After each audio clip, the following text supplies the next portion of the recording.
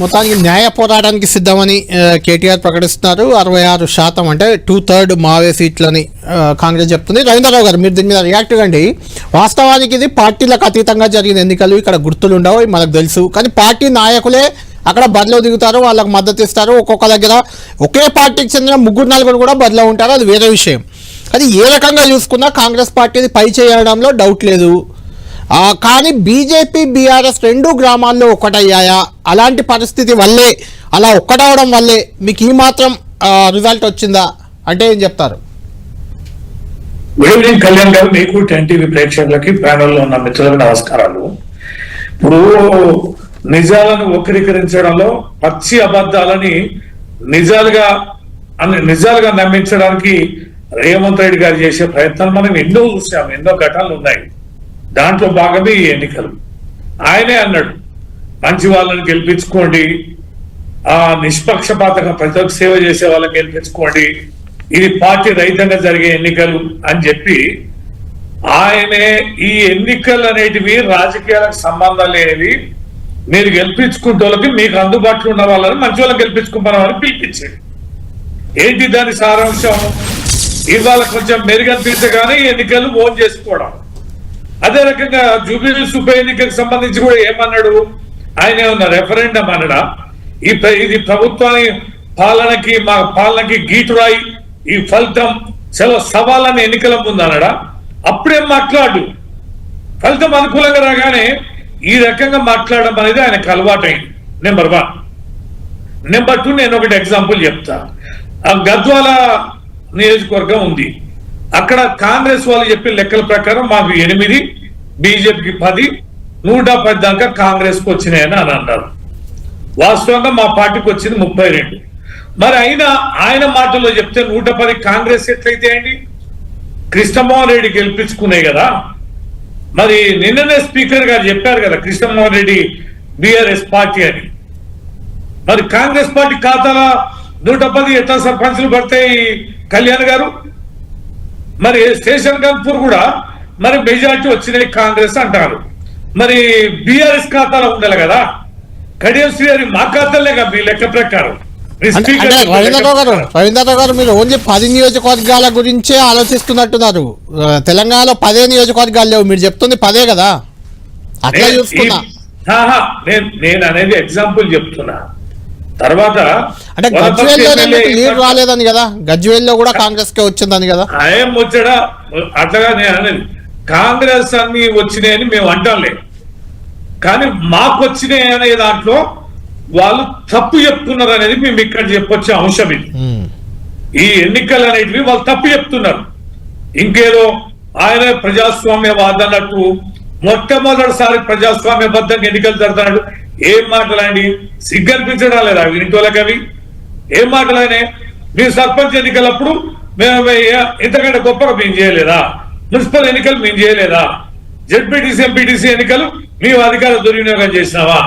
నువ్వు కుత్తుక్కు ఓడిపోయిన రోజున అయితే మేము ఈ రకంగా మీరు ట్రాన్స్పరెంట్ మా అంత నిజాయితీగా జరగలే. అసలు ఈ రాష్ట్రంలో ప్రజాస్వామ్యం అనేది ఇక ఇప్పుడే వెళ్లి విరిచిందని ఈ రకంగా జబ్బలు జరుచుకోవడం అనేది ఆయనకు అలవాటు. ఆయన వ్యాఖ్యల మీద ఊరికే మాట్లాడడం అనేది మాకే బాధ అనిపిస్తాను, సిగ్గు అనిపిస్తాను. కళ్యాణ్ గారు, ఏమో దౌర్జన్యం ఎక్కడ జరగలేదు, బీభత్సం ఎక్కడ జరగలే. వనపర్తి ఎమ్మెల్యే మేఘారెడ్డి గారు మాట్లాడినవి మీరు ఆ వ్యాఖ్యలు మీరు టెలికాస్ట్ చేయండి. జడ్చర్ల ఎమ్మెల్యే అనిరుద్ధ రెడ్డి గారు మాట్లాడిన వ్యాఖ్యలు టెలికాస్ట్ చేయండి. యావత్ తెలంగాణలో ఏ రకంగా ఎమ్మెల్యేలు, కాంగ్రెస్ ఎమ్మెల్యేలు అధికారం 3 ఏళ్ళు ఉన్నది, ప్రభుత్వం మాదే, రూపాయి పని జరగదు, లక్షల కొద్ది డబ్బు ఖర్చు పెట్టుకుంటారని చెప్పని భయకంపితులు చేసింది వాళ్ళు కదా. ఎన్ని ఏకగ్రీవాలైనాయి అంటే మా పార్టీ సహకారం లేకుండా ఏకగ్రీవం అయితే అయి నీ పక్షం రెబల్స్ అని అన్నారు. ఇప్పుడు ఎగ్జాంపుల్ మా విసంపల్లి గ్రామం ఉంది, మా దగ్గర ఎస్టీ అయింది, ఒక్కటే ఎరకల కుటుంబం ఉంది, దాంట్లో నుంచి 2 పోటీ చేసారు. ఆ కుటుంబం కాంగ్రెస్ కు ఉన్నది, అనివార్యంగా ఒకరు బీఆర్ఎస్ కు, ఒకరు బీఆర్ఎస్ చేశారు, ఇంకోటి కాంగ్రెస్ చేసింది సపోర్ట్. మరి అలా కాంగ్రెస్ బీఆర్ఎస్ అనేది జరగలే ఎన్నిక, కానీ కాంగ్రెస్ కోతాలి. ఎందుకంటే మా పని జరగనియండి. చాలా మంది సర్పంచ్ నిన్న మొన్న ఏకగ్రీవమైన వాళ్ళు బీఆర్ఎస్ తరఫున వస్తాను రవీంద్రరావు గారు, మళ్ళీ మీ దగ్గరకు వస్తాను, మాట్లాడదాం. ఎమ్మెల్యేలు బెదిరించి పనులెట్లయితే అని చెప్పని Right. మళ్ళా కండువా మార్పించి కాంగ్రెస్ కండువలు Right. ఇస్తున్న దాఖలాలు మీకు ఎన్ని చూపించాలి కళ్యాణ్ గారు? వస్తాను. రైట్ వినండి సార్, వినో కైలాస్ భాయ్ వినో, ఎందుకంటే తొందరపడతాను. రైట్, చెప్పండి రవీంద్రరావు గారు, చెప్పండి. గొప్ప జిల్లా డిసిసి అధ్యక్షుడు అయిన ఓపిక పట్టరాదా సార్? కొంచెం ఉందా గుండా సలహా అయితే వదిలేయి, ఏమున్నదండి? మిత్రుడు కాబట్టి, విద్యార్థి నాయకుడు కాబట్టి నీ మీద ఉన్న అభిమానంతో ఆయన నువ్వు ఇప్పుడు డిసిసి అధ్యక్షుడు అయినా పెద్దోడు నేను కూడా మీ పట్ల వ్యతిరేకంగా మాట్లాడలేదు. మాట్లాడు అని అంటాను. నేను ఏమంటున్నా, ఇట్లనే మాట్లాడతా అంటే మాట్లాడు, దాని ఏముంది, నాకేం అభ్యంతరం లేదు. అయితే కళ్యాణ్ గారు, కేసీఆర్ గారి గురించి వ్యవహార శైలి, నాయకత్వ తీరు, ఆయన పోరాట పటిమ, ఆయన వ్యూహం అనేది తెలియని ఎవరికి, మా ఆ తర్వాత పోతే అనుభవించండి ఎవరు. ఖచ్చితంగా కేసీఆర్ గారికి ఉండాల్సిన వ్యూహం ఉంటది, సందర్భం ఉంటది, ఖచ్చితంగా వారు రావాల్సినటువంటి సమయం ఉంది. ఆ సమయం సందర్భం అదే సమయం వచ్చిందా అని నేను అడుగుతుంది రవీంద్రరావు గారు. ఆ సమయం వచ్చినట్టేనా? ఎల్లుండి వస్తున్నారు, ఇక ఉంటారా? ఇంకా సమయం రాలేదా?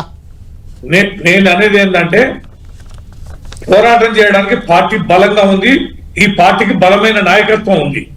కేసీఆర్ గారు ఈ రాష్ట్ర అభివృద్ధి కోసం, ఈ రాష్ట్రం లేదా ఈ రాష్ట్రం యొక్క ఏవైతే కోల్పోతున్నామో కోల్పోయే అంశాలకు సంబంధించి పోరాటం చేయాల్సి వస్తే కేసీఆర్ గారు అగ్రభాగాన్ని నిలుస్తారు. అది కేంద్ర ప్రభుత్వమైనా, రాష్ట్ర ప్రభుత్వమైనా, బీజేపీ అయినా, కాంగ్రెస్ అయినా. ఆ సమయం ఆసన్నం అవుతుంది. మేమేమో ఇవ్వలేదో డీల్ అయిపోయి బేలబడిపోయి దేవాన్నించి మేము లేమై, మేము అట్లాంటి బెదిరింపులకి లేదా ఇట్లాంటి లేదు. ప్రజలు చాలా స్పష్టంగా ఉన్నారు. ఒక అవకాశం ఇచ్చిండ్రు, 2 సంవత్సరాలు అయింది. 2 సంవత్సరాలు వాళ్ళు ఇచ్చిన హామీలేంది, అమలు పరిచింది ఏందనేది కూడా ప్రజల క్లారిటీ ఉంది. ఈ మాత్రం సర్పంచులు మేము బీజేపీ వాళ్ళు అంటగట్టినంత మాత్రాన మేము అంటగాగినట్టు కాదు, అంటగట్టినట్టు కాదు. ఏ జిల్లాలో బీజేపీ ఉంది, ఏ జిల్లాలో మేము బీజేపీతో అంటగట్టినందుకు ఊరికనే గుడగాల్చి మీదేస్తే అదేదో అంటుకుంటది అనేది తప్పది. అది ప్రజలకు పోదు కూడా. కాంగ్రెస్ ఎజెండా పెట్టుకునేది ఏంటంటే బీజేపీ బీఆర్ఎస్ ఒకటని. మరి అదే బీజేపీ కూడా నిత్యం అంటేనే ఉన్నారు కాంగ్రెస్ బీఆర్ఎస్ ఒకటేనని.